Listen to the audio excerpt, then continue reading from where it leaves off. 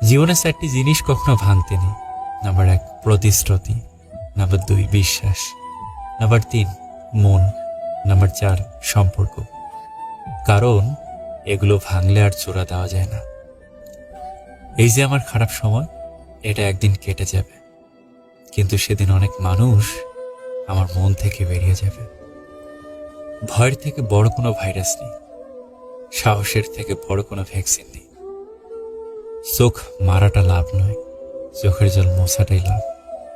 Kiss করাটা লাভ নয়, ভালোবাসার মানুষটিকে মিস করাটাই লাভ। টাচ করাটা লাভ নয়, ভালোবাসার মানুষটিকে অনুভব করাটাই রিয়াল লাভ।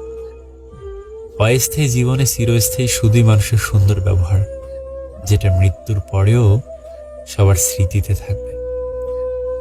মনকে প্রশ্ন করলাম, তোমার আপন কেউ তোমাকে ছেড়ে চলে গেলে তুমি কি করবে? মন বলল, যে আপন সে কখনো চলে যায় না, আর যে যায় সে কখনোই আপন ছিল না। সৎ পথে কাটা বেশি, অসৎ পথে বন্ধু বেশি। হাসি সুন্দর হাসতে জানলে, কথা সুন্দর বলতে জানলে, মন সুন্দর খুশি থাকলে, আর জীবন সুন্দর একজন মনের মানুষ থাকলে। নিজের বোনের জন্য যেমন ছেলে চাও, অন্য কারো বোনের জন্য তুমি তেমন ছেলে হও। আমার কাছ থেকে ভালো ব্যবহার তখনই আশা করবেন যখন আপনি ভালো ব্যবহার করবেন। নদী সামনের দিকে বয়ে যায়, পিছন ফিরে যেতে পারে না। ঠিক তেমনই জীবনকে নিয়ে ভবিষ্যতের জন্য ভাবো, অতীত নিয়ে পড়ে থেকো না। আমরা সেই সমাজে বাস করি যেখানে সৎ মানুষকে বোকা ভাবা হয়। সারা জীবন টাকা টাকা করে কাটিয়ে দেবেন, একদিন দেখবেন আপনার অনেক টাকা হয়েছে, কিন্তু তা ভোগ করার মতো এই জীবনটা আর নেই। পরের উপকার করা ভালো, কিন্তু নিজেকে পথে বসিয়ে নয়।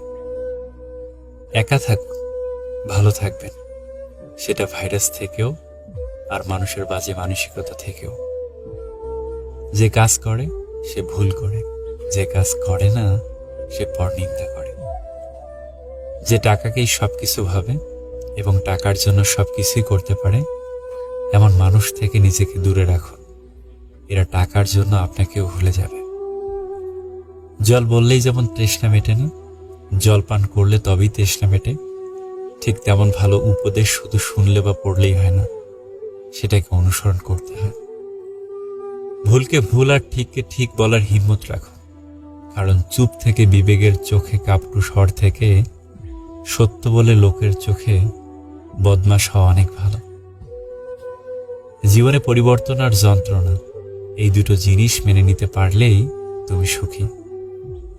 যা অর্ডার করবে তাই পাবে, সেটা কখনোই সম্ভব না, কারণ এটা জীবন, বাবার হোটেল নয়।